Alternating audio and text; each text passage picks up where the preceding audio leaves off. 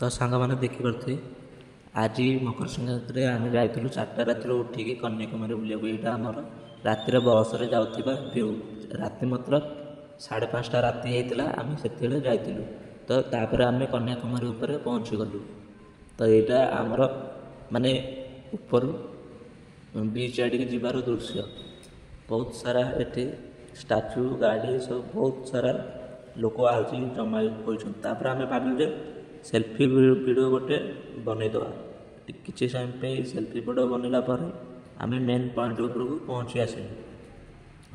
ଦେଖିପାରୁଥିବେ କେତେ ଲେଡ଼ିଜ୍ ଗୁଡ଼ା ଦେଖିକି ଫେରିକି ଆସିଲାନ୍ତି। ତାପରେ ଆଗକୁ ଆଉ ଟିକେ ଆଗକୁ ଯାଇକି ଦେଖିଲେ ଜଣାପଡ଼ିବ ମେନ୍ ପଏଣ୍ଟ ଉପରେ କେତେ ଲୋକ।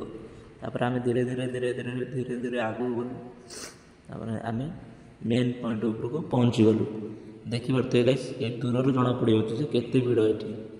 ଆମକୁ ତ ଠିଆ ହେବା ପାଇଁ ଜାଗା ବି ମିଳୁନଥିଲା ଭାଇ, ବହୁତ ବାଟ ଜାଗା ଭିଡ଼।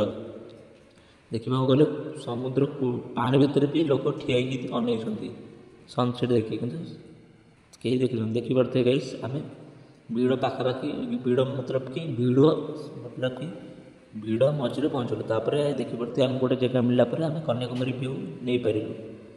ଦେଖିପାରୁଥିବେ ଷ୍ଟାଚୁ ବି ଜୁମ୍ କଲି, କିନ୍ତୁ ଷ୍ଟାଚୁ ଠିକ୍ସେ ଦେଖାଗଲା ନାହିଁ, ହ୍ୱାଇଟ୍ ବ୍ଲାକ୍ ଏସା ହେଇକି ରହିଲା। ତାପରେ ଦେଖିପାରୁଥିବେ ଗାଇସ୍ କେତେ ଭିଡ଼। ତ ଆମେ ଏବେ ଠିଆ ହେଇଛୁ ସମୁଦ୍ର କୂଳରେ। ତାପରେ ଆମେ ଭାବିଲୁ ଯେ ଗୋଟେ ସେଲ୍ଫି ଷ୍ଟିକ୍ କିଣିଲୁ। ତ ସେଥିରେ ଆମେ ଟିକେ ସମୟ ଭିଡ଼ିଓ ଟିକେ ବନେଇଦେବା।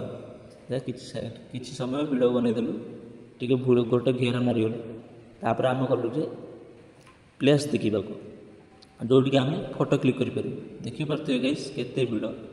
ଆମେ ଏଠିକି ଆସିଲୁ, ତାପରେ ଫଟୋ କ୍ଲିକ୍ କରିବାକୁ ଗୋଟେ ଦୁଇଟା ଫଟୋ କ୍ଲିକ୍ କରିଲା ପରେ ଆମେ ଚାଲିଗଲୁ ଅଲଗା ପ୍ଲେସ୍ ଦେଖିବାକୁ। ଦେଖିପାରୁଥିବେ ଗାଇସ୍, ଆମେ ଏଠି ଚାଲି ଯାଉଥାଉ। ଦେଖିପାରୁଥିବେ ଗାଇସ୍ କ୍ୟାମେରା କେମିତି ବୁଲୁଛି। ଆମେ ଏଠି ଚାଲି ଯାଉଥାଉ। ଯାହା ଉପରେ ଆଗକୁ ଟିକେ ଗଲା ପରେ ଭଲ ପ୍ଲେସ୍ ମିଳିଲା ଆମକୁ ଫଟୋ ଉଠାଇବା ପାଇଁ। ଦେଖିପାରୁଥିବେ ଆଗ ଗାଇସ୍, ଆମେ ସେ ମନ୍ଦିର ଉପରେ ଫଟୋ ଉଠାଇଲୁ। ଟିକେ ସମୟ ଆଗକୁ ଗଲା ପରେ ମୋ ସାଙ୍ଗ ବସିଗଲା ଟାଟୁ କରିବା ପାଇଁ। ଦେଖିପାରୁଥିବେ ଗାଇସ୍, ମୋ ସାଙ୍ଗ ଟାଟୁ କରୁଛି। ଆଉ ସେ ଟାଟୁରେ ତା ଆଙ୍ଗୁଠିରେ ଲେଖୁଛି 2006 ମତଲବ କି ତା'ର ବାର୍ଥଡେ ଡେଟ୍। ତାପରେ କିଛି ସମୟ ପରେ ଆମେ ଫେରିଲୁ ଟାଟୁ କରିକି। ଆମେ ଏଇଠି ଯାଉଥାଉ ଭିଉ ଟାୱାର ଉପରକୁ ଦୃଶ୍ୟ ଦେଖିବା ପାଇଁ। ତାପରେ କିଛି ସମୟ ପରେ ମୁଁ ସେଲ୍ଫି ଭିଡ଼ିଓ ବନେଇଲା ପରେ ଆମେ ବାହାରିଗଲୁ ଭିଉ ଟାୱାର ଉପରକୁ। ଭିଉ ଟାୱାର ଉପରକୁ ଯିବା ପାଇଁ ଆମର ନେଲା 30 ଟଙ୍କା ଲେଖା। ତ ଆମେ ଧୀରେ ଧୀରେ ଭିଡ଼ିଓ ବନେଇ ଭିଉ ଟାୱାର ଉପରକୁ ଯାଉଥିଲୁ। ଦେଖିପାରୁଥିବେ କେତେ ମସ୍ତ ଅମେଜିଂ ଭିଉ। ଆଉ ଟିକେ ଉପରକୁ ଗଲା ପରେ ଆପଣମାନେ ଦେଖିପାରୁଥିବେ କେତେ ଭଲ ଭିଉ ଦେଖାଯାଉଛି। ଆମେ ଟିକେ ଭିଡ଼ିଓ ବନେଇ ଆମେ ଉପରେ ପହଞ୍ଚି ଯାଉ। ଦେଖିପାରୁଥିବେ ଗାଇସ୍, ଦୀପୁ କେମିତି ପାନୀୟ ବି ନେଇକି ଯାଇଥିଲା ଚୁଟି କୁଣ୍ଡିବା ପାଇଁ, ଝିଅ ପଟେଇବା ପାଇଁ। ଦେଖିପାରୁଥିବେ ଗାଇସ୍ କେତେ ଭଲ ଭିଉ ଦେଉଛି। ଆଉ ଟିକେ ସଭା ଉପରକୁ ଜଣାପଡ଼େ, କିନ୍ତୁ ଏଇଟା ଦେଖିବାକୁ କହିବାକୁ ଗଲେ ଏଇଟା ଦେଖାଯାଉଛି ପାଣି ଟାଙ୍କି, କିନ୍ତୁ ଉପରକୁ ଗଲା ପରେ ଜଣାପଡ଼େ ଯେ ଏଇଟା କ'ଣ। କିନ୍ତୁ ୟାର ନାମ ଭିଉ ଟାୱାର। ତ କିଛି ସମୟ ଚାଲିଲା ପରେ ଆମେ ଉପରେ ଆସିକି ପହଞ୍ଚିଗଲୁ।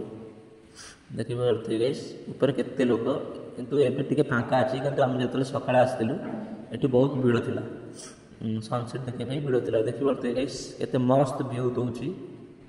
Wow amazing. ଦେଖିପାରୁଥିବେ ଗାଇସ୍ ଆମେ କେତେ ବହୁତ ଦୂର ପଳେଇ ଆସିଲୁ। ଷ୍ଟାଚୁ ଠାରୁ 2-3 କିଲୋମିଟର ବାଟ ହେବଣି, ଆମେ ଏତେ ବହୁତ ଦୂର ପଳେଇ ଆସିଲୁ। ତାପରେ ଆମେ ଆସିଲା ପରେ ଟିକେ ଖୁସି ଫିଲ୍ ହେଲା କି ୟା ଉପରେ ବହୁତ ଭଲ ଭିଉ ଦେଉଛି। ଦେଖିପାରୁଥିବେ ଗାଇସ୍ ଆକାଶ ବି କେମିତି ଦେଖାଯାଉଛି।